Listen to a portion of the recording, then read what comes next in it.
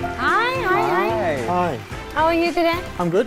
What's your name? Can you introduce us? My name's Andy. I'm from London. London in the United Kingdom. Oh, London? Mm-hmm. Yeah. So he started asking questions, and then eventually it kind of blew up. After that, my dad was not nice at all, and so it became very abusive.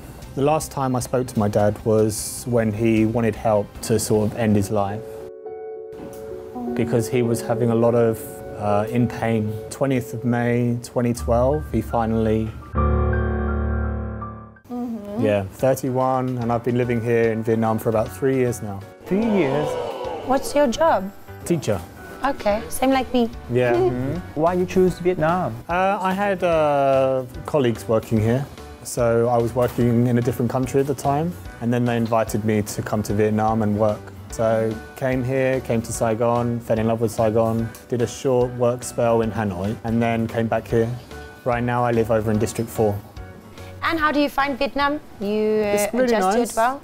Took me a few weeks to get used to it when I first came in 2016. So just getting used to the weather, the traffic, the food.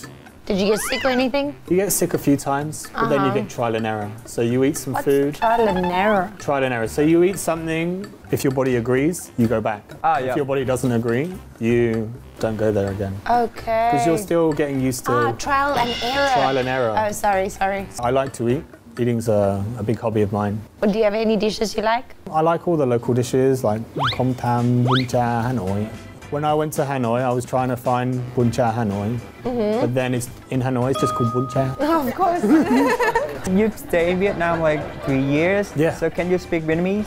I can speak some. So when I'm having a good day, I can speak quite a lot, and sometimes I get a bit forgetful with the tones. My teacher hits me a lot, so... Oh, but that's you know about okay. that too. Kind of normal for teachers to like give them a little slap sometimes. You sometimes see it in the public schools, and it's just accept it. It's okay. I made a mistake. Okay. Oh, maybe I like it.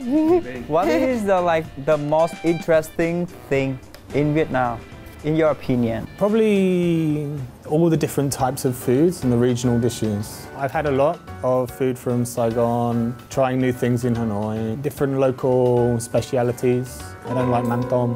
Mắm tôm. Hate it. Yeah. I hate mắm It's the smell, the like smell, right? fermented shrimp paste. Yeah. Do you eat durian? I can sometimes eat it, but only if it's cold, because sometimes it's super smelly, and especially when it's warm. I still haven't got used to the taste sometimes in things like bánh bia. Bánh bia? Bánh bia, that's the white thing, right? It's like the local speciality of Mekong. People can see it. Bánh bia is the same with bánh trung thu moon cake. Okay.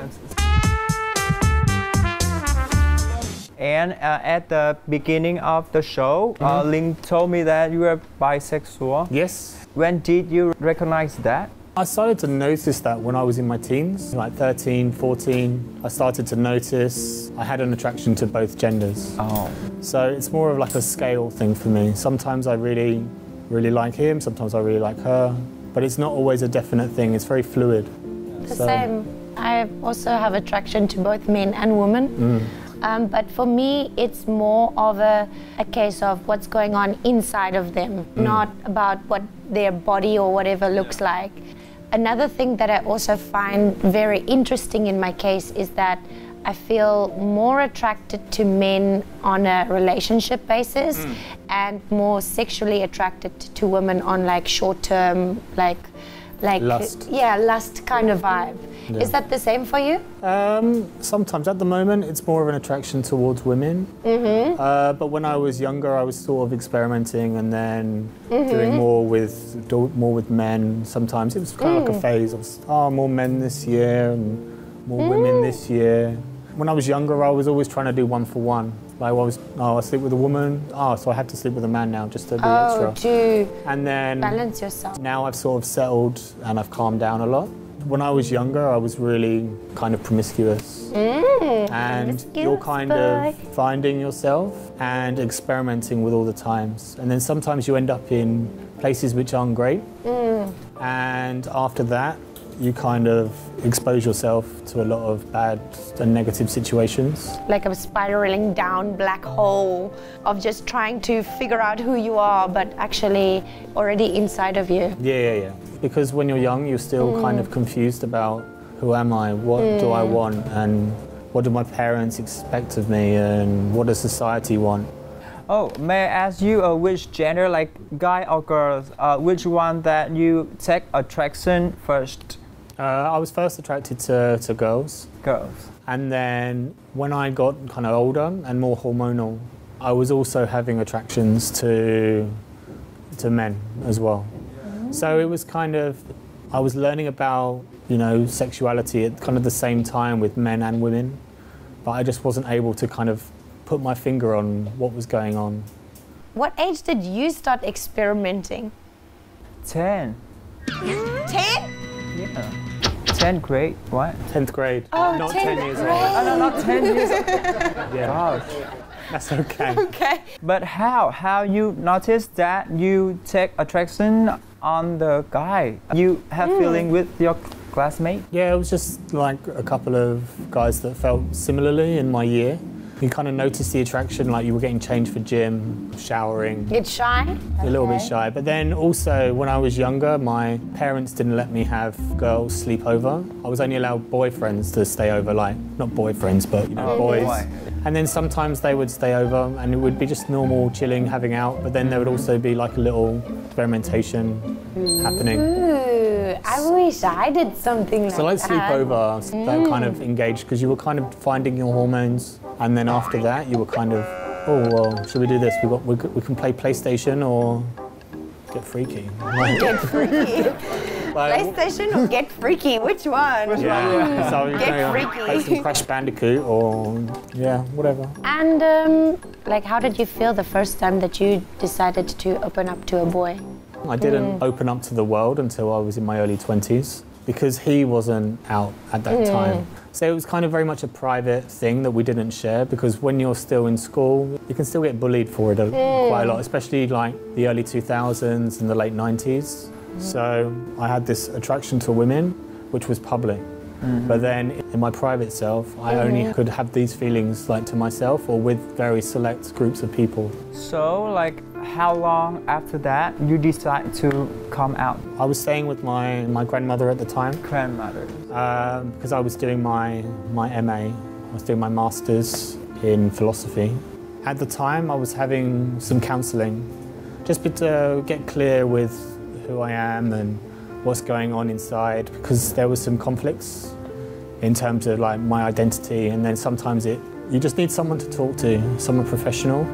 But what I'd forgotten was that my forwarding address was to my parents' house. So my parents found, well, my mum, but my dad found a letter.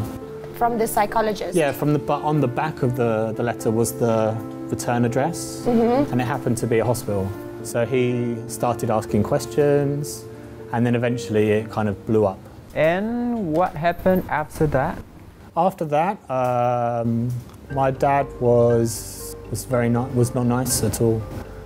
So lots of bullying. He asked me to stay at my grandmother's and not to come home.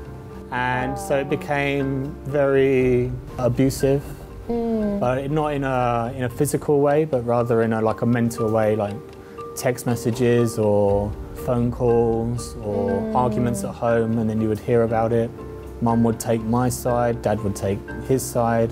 They would argue because it would be about me, and then Dad would get angry and send me messages or phone me at that time. That's like early 20s. So I would have been about 20, 22, 23, kind of around that time.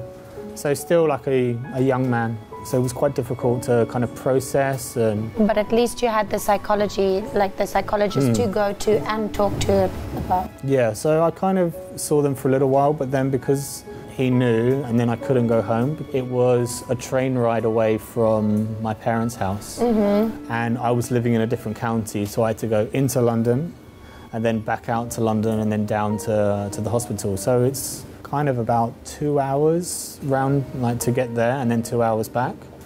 So it became really difficult.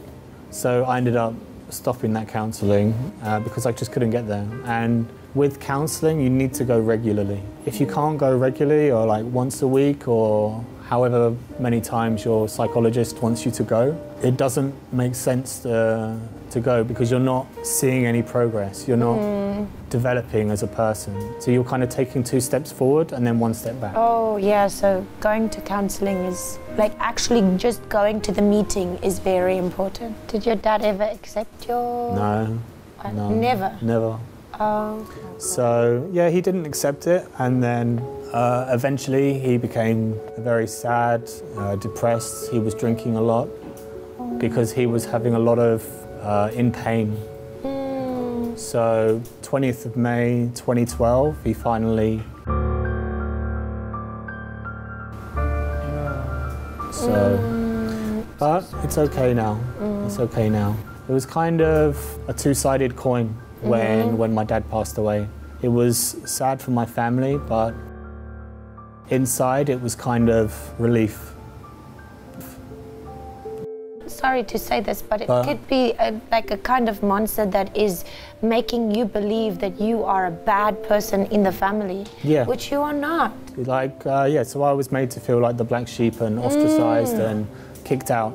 So when he ended his life, I was kind of relieved because I wasn't getting bullied anymore. Bullied by your own father. Yeah. So when that stopped, it was kind of a weight off my shoulders. The following years, my grandmother passed, and then I was kind of working, and then I kind of had enough of life in the UK. I kind of decided, right, okay, I'm gonna take a fresh start and find myself again. So I ended up going to Australia for a year. I had a partner, lived there. Partner was a man or a woman? It was a woman. So then we lived together. She's now married. Oh, so that's great. And it didn't kind of work out. We'd stayed together for a year. So I got an offer to work here. So then I came here. Wow, that's so deep. No, it's I'm so sorry to hear about that. Oh, no, it's absolutely fine. It's 2012, so it's a long time, and I had a long time to process everything. I couldn't think about my dad because I had my grandmother to look after. So my mom, my brother and my sister lived far away. And I still felt bad about going home because I wasn't allowed. So I kind of kept that wish, even though it was my father's wish. My family had said, okay, so we're going to choose him for a while and try and help him because my dad was he had many problems. Whereas I was hurting, but I wasn't in danger. Whereas my dad was. So they decided, okay, Andy, we're going to cut off things with you for a little while and just focus on him. You'll be okay. And I was fine. But you feel like you've been abandoned a little bit because I'm left to cope with my grandmother by myself. By yourself, yeah, your whole family is taking care of the bully. Yeah. And leaving you because you are mentally okay to do it. I'm mentally okay, and that's fine. They made a choice, and it was the right choice for them at that time. I didn't like it, but you have to move on. You can't resent your family for choices that they make. And you chose forgive and forget. Always. It's the best way to be. Wow. So Andy, with your opinion, do you think that a bisexual guy needs to come out? Because you still can in relationship with girl. It's best to be truthful to yourself. Yeah. There's a part of you that, even though it might be, like for me, for instance, I mainly find women attractive. But then a few years ago, it was mainly men. So it's kind of, if you're going to have a relationship with someone, you need to kind of be open and truthful. It's an important part of you, your identity.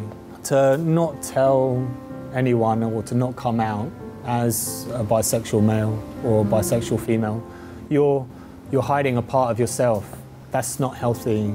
It doesn't have to be fireworks. It just has to be an acknowledgement that this is who I am. You can either accept me or leave me alone. I kind of feel that being bisexual, I don't really have to talk about it that often. But if they had to ask me, do you think that girl is attractive? I'll say, yes, of course she is. And then it starts, whoa, like, I didn't know you're bisexual. Sometimes it's difficult to start a relationship when you're bisexual, and especially after you tell them, because they're never quite sure, well, am I enough? But what people don't realise is that if you cheat, you cheat. So the fact is, if I'm committing to you and I want to be with you and I care for you and I love you, I'm with you. I'm not with X, Y and Z. Cheating is cheating. Whether is you are cheating. single, bisexual, gay, whatever, cheating is cheating. I think as long as you're honest with them, it will be okay. I know lots of married Vietnamese couples, but the man has feelings for men. So what's happening is they're getting married, and then they've got this part of them inside where they're going like, oh, Andy, can you come and help us out? Oh, come and let's play for a little bit, and then he can have his thing in kind of a secret. I feel you 100% in that. As a bisexual, you usually get looked at as like a little bit of a tool to other people's relationship. Yeah.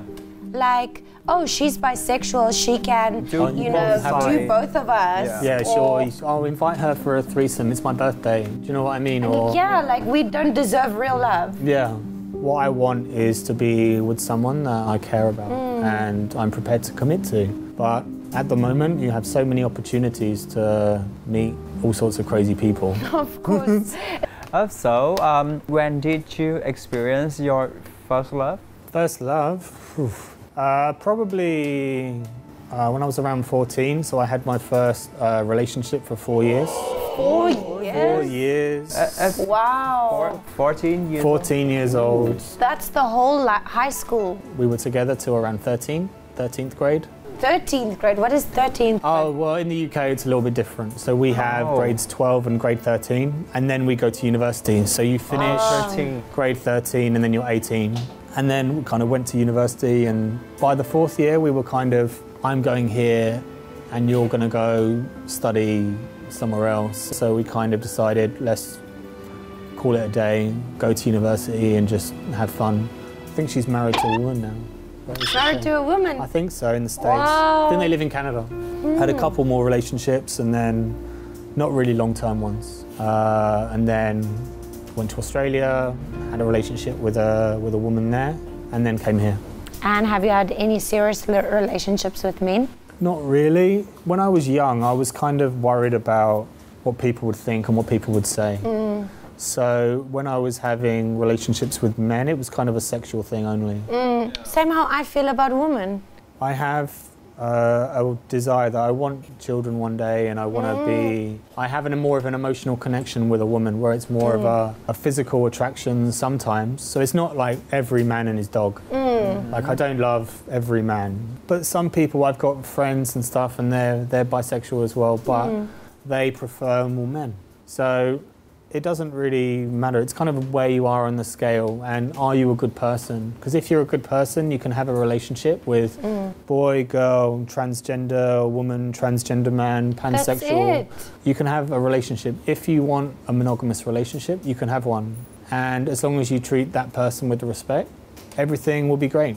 I always say that, like, your happiness is not supposed to just come from one source. Yeah. Like, your happiness can come from many sources, but if you want to have a strong relationship with somebody, there has to be honesty and trust about that. It began to fail when we stopped trusting each other.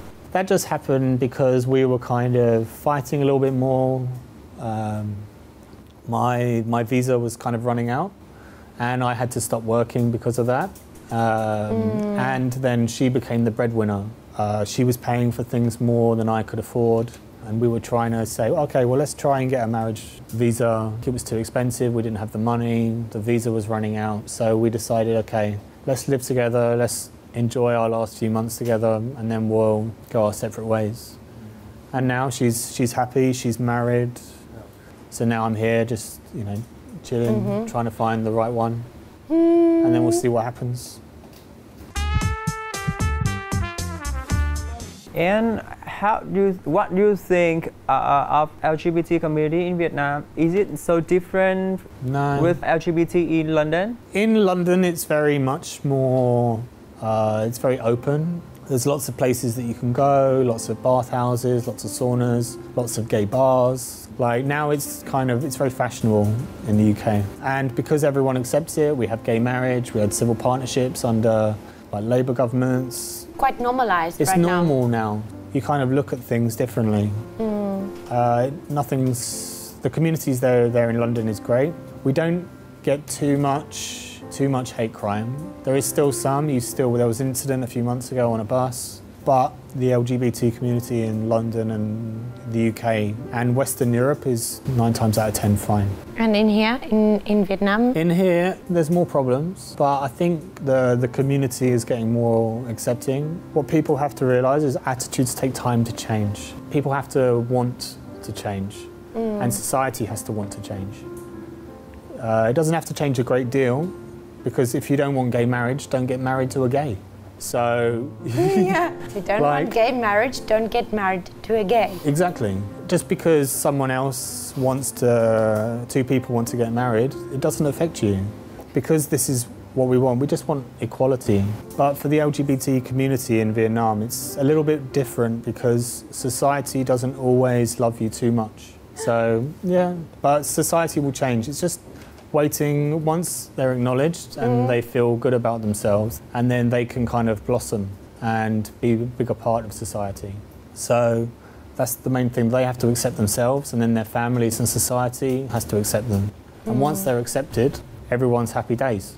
I just want to ask Andy, what's your future plan? I really enjoy what I do, so I love teaching. Stay here, I want to explore more of the country. Yeah.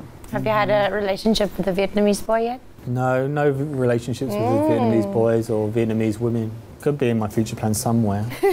But it's difficult. Like in my Western relationships in the past, I could live with my partner.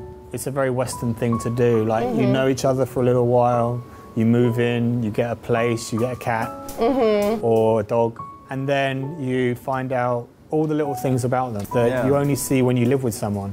And then you go, okay, I can accept all your flaws. Without the makeup on. Without the makeup, you know, maybe they're looking a little bit fat today, you don't tell them that, obviously, don't do that. In the West, we like to live with our partners for a little while before we get married. And then you try and suggest that to a Vietnamese family, and they're like, you want to live with my daughter before you're married? And the father looks at you, the sisters, the brothers start looking at you like, what are you talking about? Thank you so much for coming. I really enjoyed speaking to you, and it was really nice for me to be able to bond with you on the bisexual thing. Yeah, that's cool. We can have a little secret club if you want. Yes, we can have a secret little communication corner.